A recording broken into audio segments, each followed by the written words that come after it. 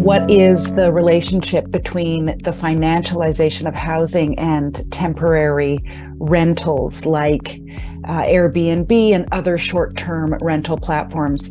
There is a direct relationship, and it's actually not always understood, or the connection isn't always made.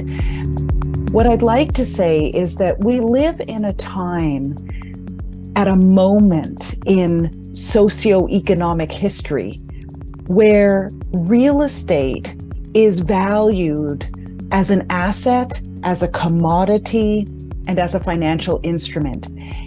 By real estate, I mean people's homes.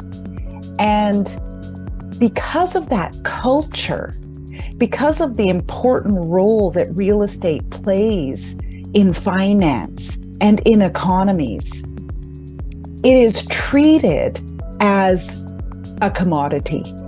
And that's the connection we see with short-term rental platforms, because what they have figured out is that it is very lucrative. It is a way to make wealth and profits, to buy up existing apartments, entire buildings sometimes, and to then rent them on a short-term basis, because you can charge so much more per day, per evening, and that can result in huge profits. When people think about short-term platforms, they often think of, a student in an apartment and they have an extra bed, or a family with an extra bedroom. But this is not the case. What we're seeing is big investors with a lot of money, sometimes corporations, actually purchasing hundreds of units and renting them out on this short-term basis.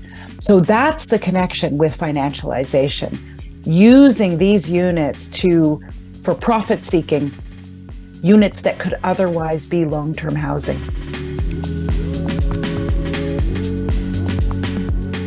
The situation of short-term rentals in Canada is much like in other countries. It is estimated that at least 30,000 former long-term accommodations have been converted to short-term rentals.